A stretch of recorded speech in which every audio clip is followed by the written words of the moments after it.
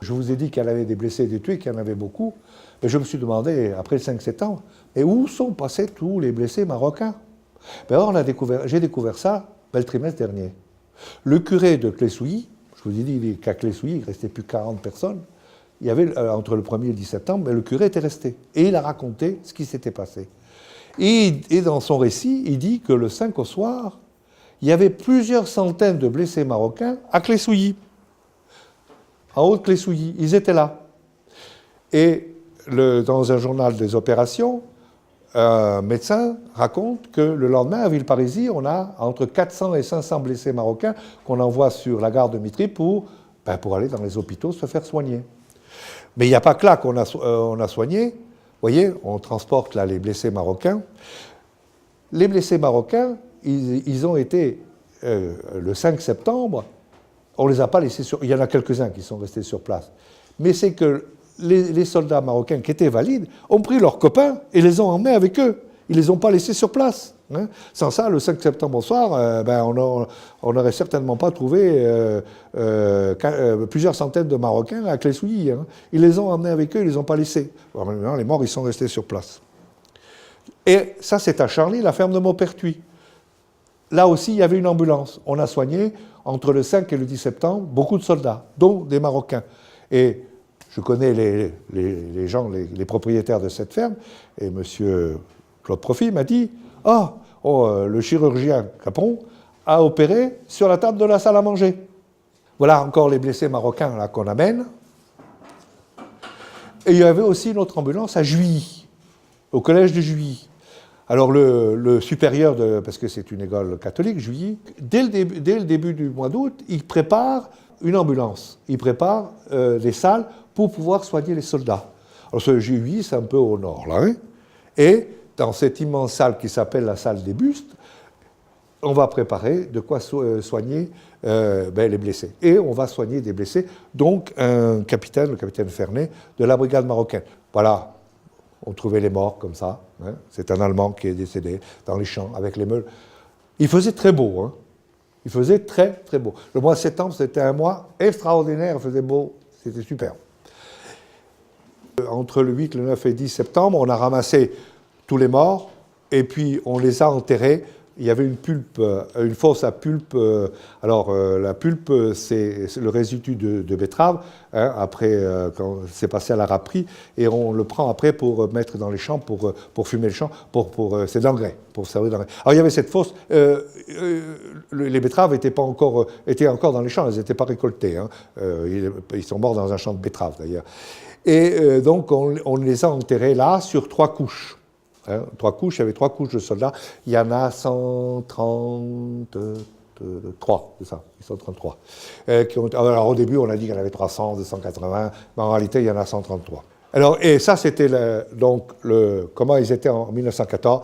Et maintenant, si vous y allez, voilà, vous allez voir le monument, avec le nom des 99 soldats qui sont enterrés.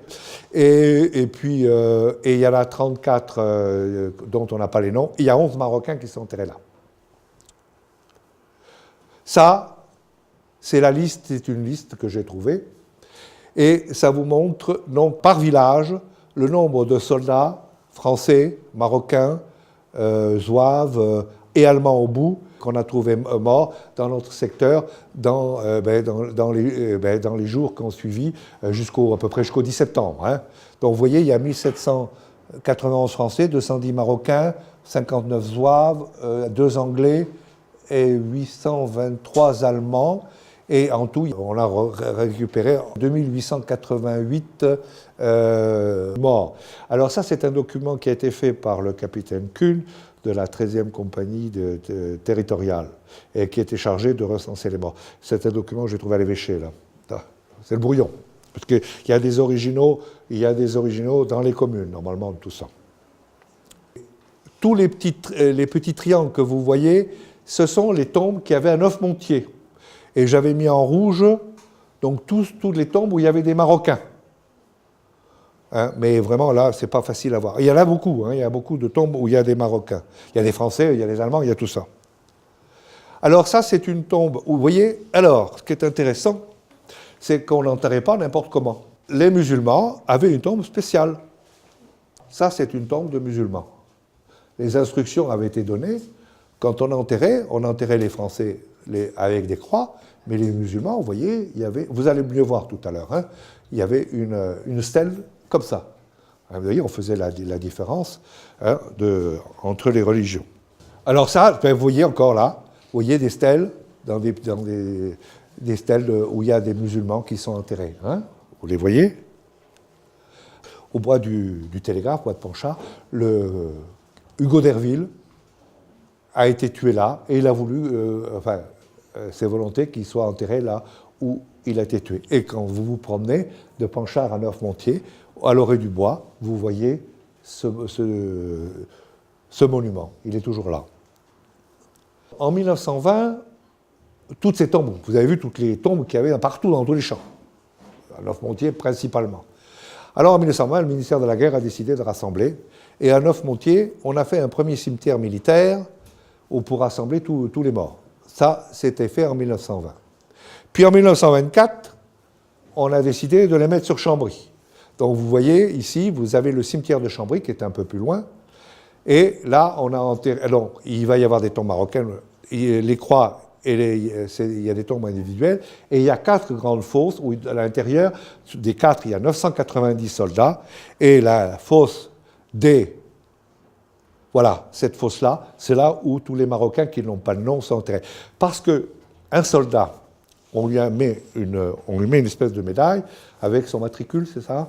Donc quand il meurt, on prend sa plaque. On sait qu'il est mort. Hein. Mais c'est que les Marocains, ils n'avaient pas de plaque. Donc, ils étaient inconnus.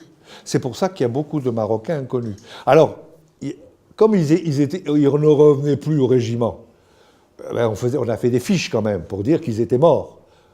Bon, on les faisait au jour le jour, donc on savait où ils étaient morts. Hein.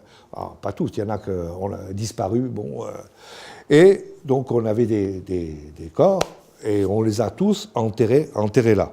Alors, donc, tous les Marocains sont dans l'ossuaire D. Voilà les tombes des Marocains. Hein. Il y a le nom, en voilà encore une autre. Voilà, j'ai terminé. Alors,